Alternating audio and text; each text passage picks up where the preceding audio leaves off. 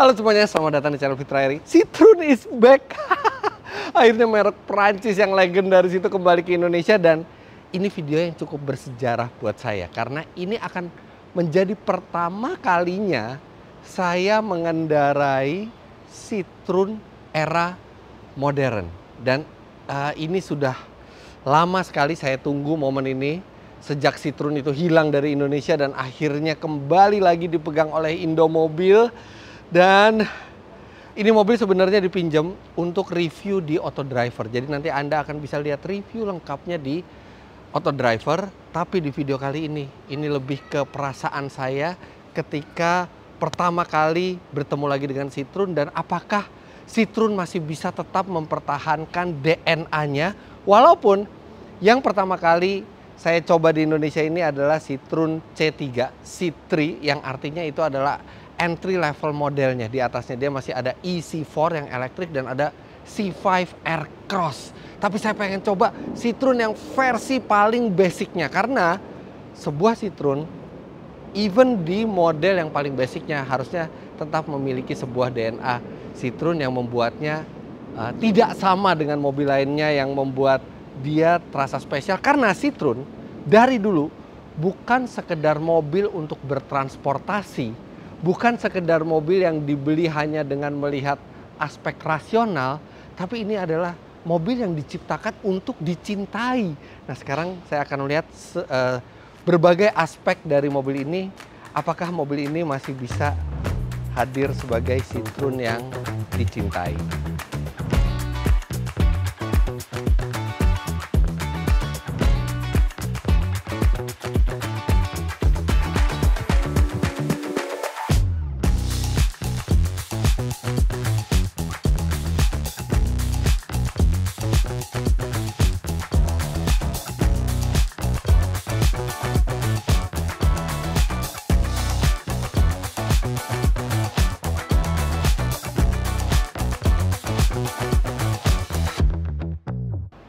Oke, sebelum saya lebih lanjut tentang mobil ini, sebenarnya penyebutan Citroen itu bukan penyebutan yang paling benar.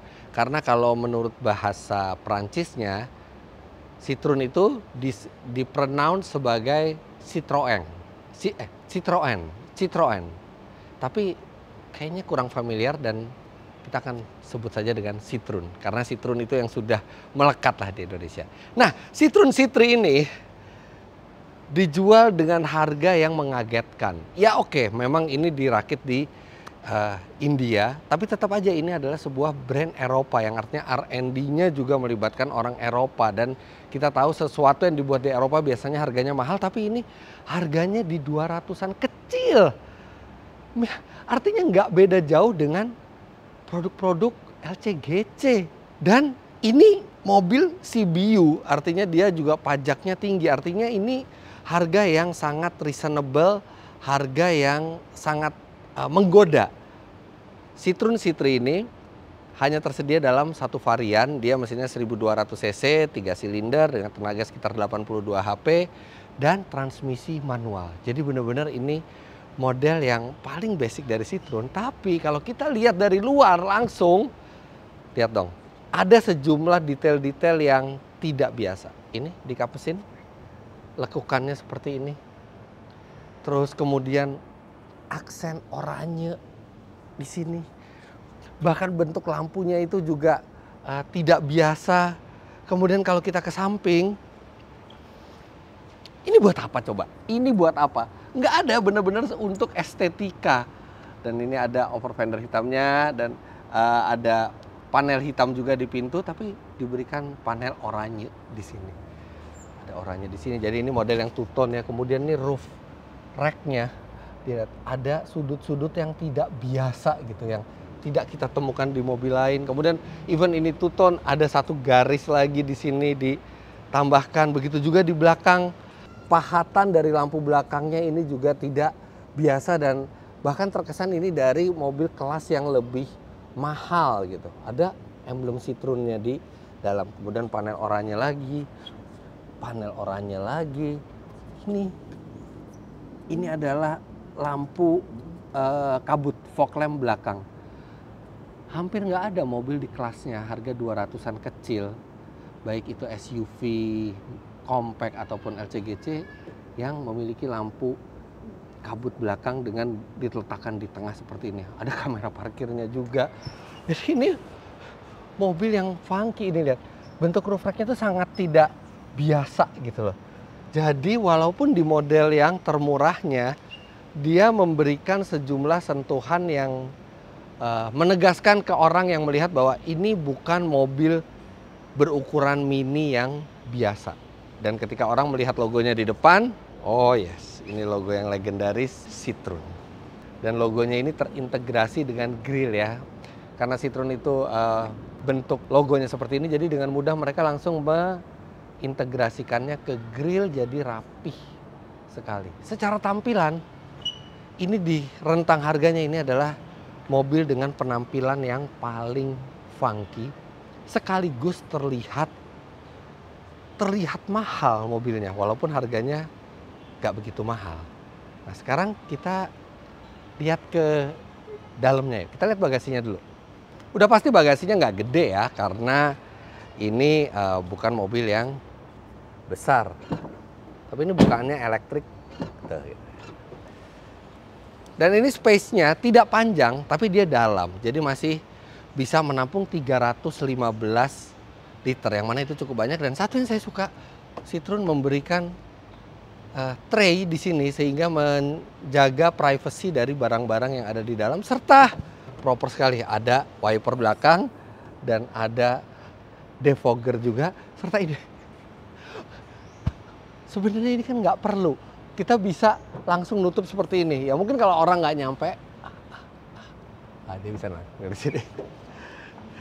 Adalah Citroen-Citroennya tuh masih kerasa kental. Nah, kemudian Citroen tuh biasanya bukan cuma unik di luar, tapi juga unik di dalam. Ya kita lihat dalamnya yuk. Nah kalau di belakang, lihat ini material joknya, walaupun materialnya biasa, tapi pakai jahitan orange.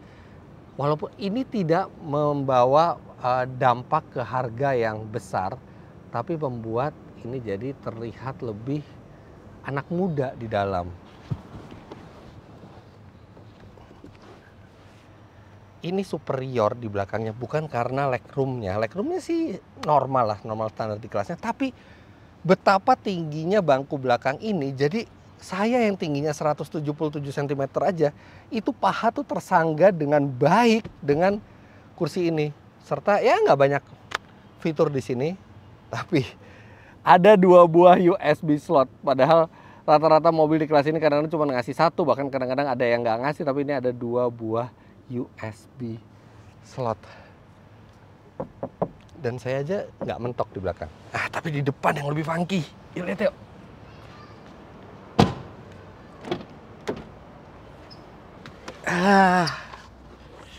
Citroen, ya dari pertama kali masuk udah langsung kelihatan ini interior yang tidak biasa. Nyalain dulu sini.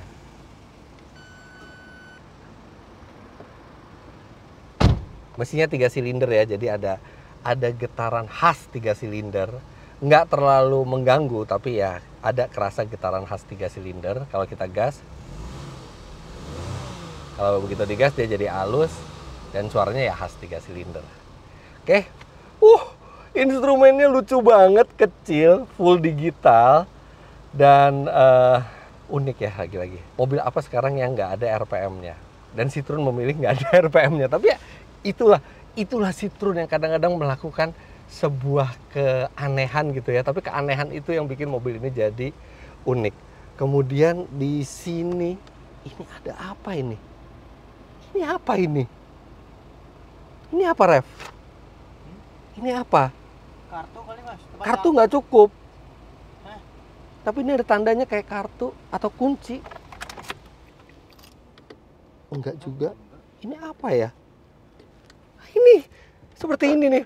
Ada hal-hal yang kita tidak tahu mobil itu untuk apa gitu. Terus ini nuansa oranyenya berani gitu loh. Mereka nggak setengah-setengah menambahkan aksen yang membuat funky itu, bahkan sampai ke air fan-nya juga besar sekali. Ini model SUV air fan-nya. Setirnya normal, setirnya nggak pakai 1 palang lagi kayak Citroen zaman dulu. Tapi lain-lainnya ini lucu, desainnya. Bahkan nih transmisinya kan manual, tapi bentuknya tuh kayak tuas transmisi otomatis. Ada bolongannya di sini. Sampai ininya aja mereka bikin tidak lazim. Ini ada MID-nya loh. Tapi kecil sekali. Kemudian ada Twitter di sini. Ada sandaran tangan. Dan ini ref, lo harus ke kanan. Ini ada satu tombol yang aneh. Saya tidak pernah menemukan tuas seperti ini di mobil lain. Ini apa? Tahu nggak? Itu adalah tombol untuk tuas ya, bukan tombol, bukan tekan karena dia diputar. Menaik turunkan lampu depan. Di rentang harga segini dia bisa naik turun secara elektrik dan hanya diputar dari tombol ini, dan putarannya tuh besar gitu ya. Rata-rata sih putarannya kecil gitu kalau mobil lain, tapi mobil di harga ini kayaknya hampir nggak ada yang bisa dinaik turunkan. Tapi kalaupun ada, tapi tuasnya tidak seperti ini. Anda bisa lihat tuh, naik turun lampunya. Aduh, kocak sekali ya nih mobil. Ini ada USB slot di sini, kemudian ya laci normal lah, standar. Terus ya karena rentang harganya juga Anda nggak bisa expect ada material-material empuk, materialnya keras. Tapi ya ini unsur oranye, dan ini bolongan-bolongannya ini juga tidak seragam, jadi kecil ke besar bolongannya. Nah ini sedikit banyak menimbulkan kesan bahwa mobil ini jadi bukan seperti mobil yang basic, tapi mobil yang memang sudah dibuat dengan serius gitu. AC memang bukan climate control normal. Nah ini ada tombol tuas AC-nya sih normal ya, kita juga bisa. Oh, ada pengarah AC ke kaki semua. Dan ini dong untuk ventilasi. Biasanya sekarang udah pakai tekan gitu ya, ventilasi recirculation, tapi ini masih ke tuas. Tuasnya di bawah gini. Ini jadi banyak ditemukan hal-hal yang tidak lazim ada di mobil biasa. Bahkan bentuk tuasnya ini juga nggak normal gitu. Ada cekungan-cekungan yang beda dari mobil lainnya. Kemudian entertainment system. Dia juga bukan model yang aftermarket. Dia langsung integrated. Dan dia aspek rasionya, lihat. Aspek rasionya ini sangat lebar. Bukan aspek rasio yang normal buat mobil di kelas ini. Biasanya lebih kotak gitu loh kalau di mobil ini.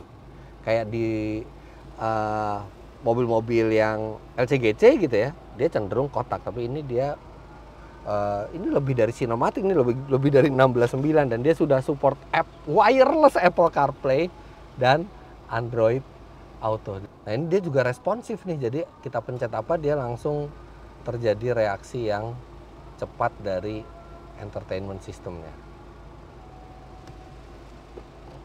Oke. Oh, sambungan telepon juga udah ada tombolnya di sini. Kemudian ada phone setting, ada volume, jadi dia ada tombol-tombol di setir. Posisi nyetir dia nggak bisa teleskopik, tapi ini dibandingkan mobil-mobil yang harganya sama di kelasnya, ini termasuk salah satu yang paling ergonomis ya, karena mobil Eropa biasanya mau semurah apapun itu selalu memperhatikan unsur ergonomis. Ini enak posisi nyetirnya, kakinya bisa cenderung lurus ke depan, kemudian posisi tangannya pas. Memang akan lebih sempurna kalau dia bisa teleskopik, tapi ini buat saya ini udah oke. Oh iya, nggak ada electric mirror. Cuman pakai ini. Funky. Oke, kanan dan kiri. Koplingnya enteng banget ya. Koplingnya enteng banget. Ini posisi nyetirnya lebih bagus daripada Citroen zaman dulu. Citroen zaman dulu juga ada yang manual kan.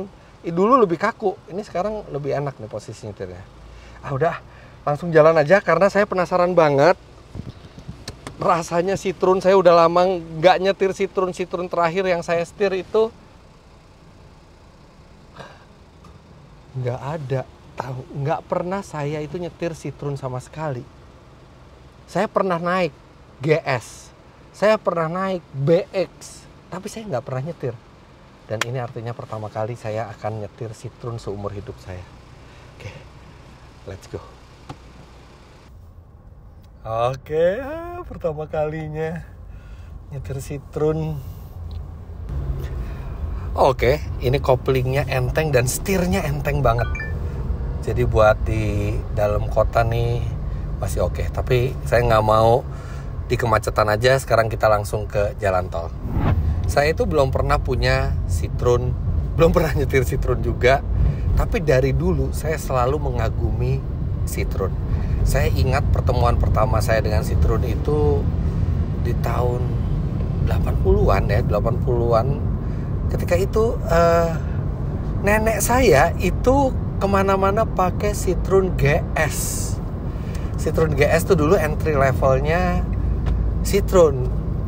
Beliau pakai supir, pakai driver, duduk di belakang gitu. Dan saya selalu takjub dengan mobil itu karena bentuknya tidak biasa, eksteriornya, bentuk interiornya juga tidak biasa, dengan dashboard yang unik, dengan bentuk setir yang unik, kemudian kenyamanannya luar biasa. Itu saya selalu senang kalau saya ke rumah nenek saya atau nenek saya datang gitu ya, selalu senang dan selalu saya naik ke mobilnya Citroen GS itu. Kemudian pada saat saya SMA, kuliah gitu ya, saya mulai ngeliat di jalan itu Citroen yang lebih modern, Citroen BX, ada BX16 TRS, ada Citroen BX19 GTI. Wah, itu bentuknya juga unik, nggak sama seperti mobil lainnya di jalan.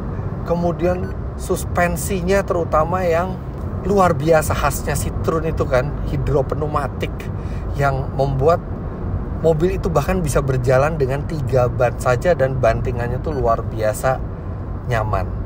Nah, Citroen GS, BX itu selalu terngiang gitu. Bahkan dulu sempat bercita-cita pengen beli Citroen, cuman waktu itu Citroen juga harganya mahal dan orang tua saya nggak berani beli Citroen waktu itu karena dengan budget terbatas mereka lebih aman beli mobil dari merek yang lebih common gitu, lebih normal. Sedangkan Citroen itu lebih ke kalangan menengah ke atas karena ya mobil Eropa, mungkin ada kekhawatiran spare partnya lebih mahal karena ya memang kualitasnya lebih tinggi gitu. Dan sejak itu saya mulai belajar tentang Citroen. Dan ternyata perusahaan dari Prancis ini memang bukan hanya di GS dan BX membuat teknologi yang hebat, tapi sudah sejak lama. Bahkan ada mobil-mobil legendaris yang mereka lahirkan, terutama Citroen DS itu yang dibilang oleh banyak pengamat sebagai mobil tercantik di dunia yang pernah dibuat. Dan Citroen DS itu saya pernah lihat juga di Museum Angkut. Teknologinya untuk zamannya luar biasa. Bahkan mobil itu juga sempat menyelamatkan Presiden Prancis ketika dia ditembaki oleh orang yang mau membunuh dia. Saya lupa tahun berapa. Bannya kempes dan mobil itu masih bisa kabur jalan. Walaupun satu ban kempes, mobil itu masih bisa berjalan normal karena sistem suspensinya. Dan sejak itu Presiden Prancis tersebut hanya mau pakai Citroen DS ketika melakukan kunjungan ke negaraan. Kemudian Citroen yang satu lagi yang sangat merasuk di hati saya itu adalah Citroen CX. Om saya waktu itu sempat punya, Pak D saya sih kakaknya, Citroen CX24 Palace. Oh, itu bener-bener top of the line-nya Citroen. Dan itu sangat nyaman, sangat lega, dan tetap unik luar dan dalam. Ketika itu saya sudah berpendapat bahwa Citroen ini beda dibandingkan mobil lainnya yang ada di jalanan. Makanya ketika Citroen itu hilang dari peredaran, itu sedih gitu. Saya cuma bisa lihat Citroen di luar negeri, dan saya sempat lihat juga Citroen itu turun WRC, Citroen C4 waktu itu turun WRC. Wah, Citroen ternyata sudah mulai ke motorsport gitu. Nah, cuman saya lihat produk-produknya di luar juga Citroen itu menarik dan tetap mempertahankan DNA-nya, kenyamanan dan keunikan, sampai akhirnya tiba-tiba Indomobil masukin lagi ke sini. Dan ini akhirnya saya bisa menyetir di jalanan Indonesia sambil melihat logo Citroen di setir. Dan ini Citroen baru. Satu yang selalu spesial ketika naik mobil ini adalah memang logonya. Selalu nggak percaya, logo Citroen ya. Kemudian DNA Citroen yang harus selalu dipertahankan adalah kenyamanan. Mereka bilang flying carpet ride, istilah mereka itu harus selalu dipertahankan. Well, ini adalah mobil entry level mereka, dan ini adalah mobil yang paling murahnya mereka, yang bersaing dengan merek-merek standar, yang bersaing dengan mobil-mobil yang tidak mengutamakan kenyamanan. Jadi sebenarnya ini adalah seharusnya Citroen yang paling tidak nyaman, tapi ya ini Citroen. Di tipe terendahnya saja ini rasanya masih enak. Bantingannya itu dewasa. Jadi bukan bantingan yang mentul-mentul, bukan bantingan yang terlalu lemah gitu. Dia meredam gelombang di jalan cukup baik, dan dia masih memiliki pengendalian yang stabil,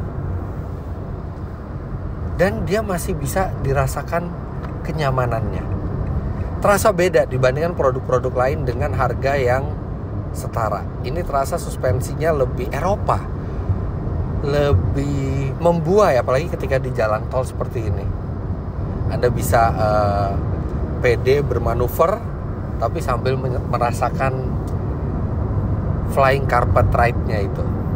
Memang pasti tidak akan senyaman Citroen seperti GS, CX, atau BX yang mereka menggunakan hydropneumatic suspension itu. Tapi ini bantingan suspensi yang sangat baik untuk ukuran di kelasnya. Dan satu lagi yang impresif itu adalah peredaman suara dari luar. Karena mobil di rentang harga ini biasanya peredaman dari luarnya tidak begitu baik, tapi ini terasa sangat proper peredamannya. Ini kalau Citroen bilangnya tuh cocoon effect, kayak kita berada di dalam kepompong terkungkung yang terisolasi. Well, memang tidak terisolasi 100% ya, karena suara ban masih ada sedikit, tapi suara dari luar ini kita ngelewatin mobil box diesel. Nah, itu ada mobil ngebut lewat, itu samar-samar terdengar suaranya. Dulu kekhawatiran orang tentang Citroen itu adalah bagaimana layanan purna jualnya, karena Citroen itu dipegang oleh APM yang kecil lah, nggak gede di Indonesia. Tapi kan sekarang Citroen ini dipegang oleh Indomobil Group, di mana Indomobil Group itu salah satu grup otomotif terbesar, dan kita jadi punya assurance lah, punya keyakinan bahwa merek ini akan bertahan di Indonesia. Apalagi produknya bukan hanya C3, mereka memasukkan EC4 juga, C5 Aircross, yang itu juga saya udah nggak sabar buat nyobain. Tapi memang sengaja saya pengen nyobain dari mulai yang tipe paling murah dulu.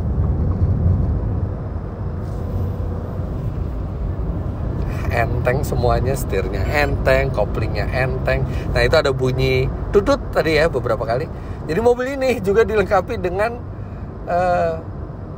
peringatan kecepatan. Jadi ketika kecepatannya melewati, ini di set di 80 gitu ya, karena tol dalam kota itu bisa 80. Ketika kita melewati ada bunyi tutut gitu.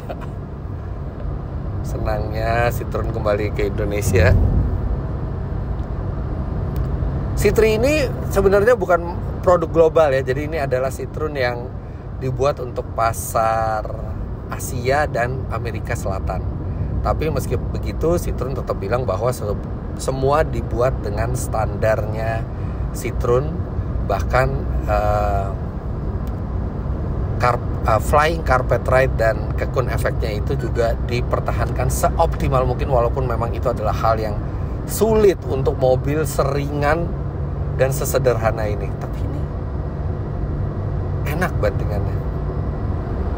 Sulit mendapatkan yang lebih nyaman lagi di kelas yang sama, tapi dengan tetap mempertahankan kestabilan kendaraan yang baik. Ini kita lari hampir 100 km per jam dan rasanya tenang gitu. Lari 100 km per jam biasanya di mobil sekecil ini tuh udah goyang atau berisik. Ini enggak, ini 100 kita lari sekarang. Oke, sekarang kita keluar dari tol, jalannya nggak rata. Saya cari jalan yang bolong-bolong aja. Iya, untuk ukuran kelasnya ini bagus.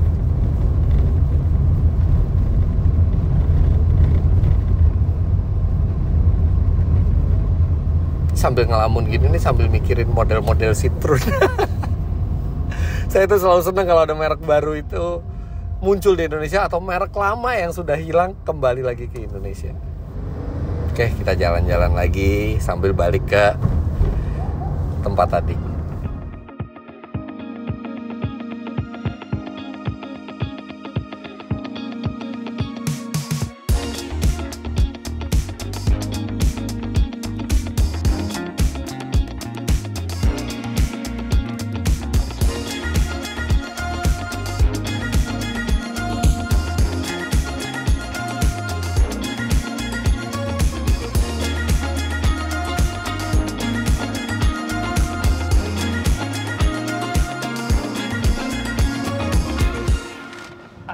Alhamdulillah udah sampai.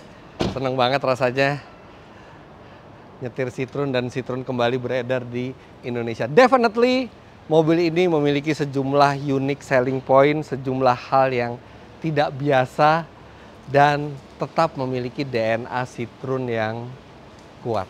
Nggak sabar rasanya buat saya nyoba Citroen yang di atasnya, EC4 C5 Aircross, yang pasti akan menawarkan lebih banyak fitur dan lebih banyak kemewahan karena harganya memang yang lebih tinggi. Nah, nanti untuk review lengkap dari mobil ini, semuanya, performanya, konsumsi bahan bakarnya, kelebihannya, kelemahannya saat dipakai dalam jangka panjang, itu nanti Anda bisa cek di channel Auto Driver. Tapi video bersejarah yang saya pikir ini pertama kalinya saya menyetir Citroen di era modern. Ternyata ini adalah pertama kalinya saya nyetir Citroen seumur hidup.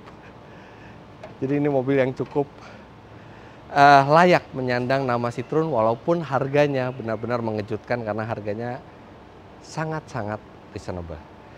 Oke, Citroen semoga bisa kembali menjadi mobil yang diterima oleh masyarakat Indonesia, dicintai, dikoleksi sampai kapanpun, dan semoga bisa seterusnya berada di Indonesia dan mengeluarkan produk-produk yang menarik dan unik.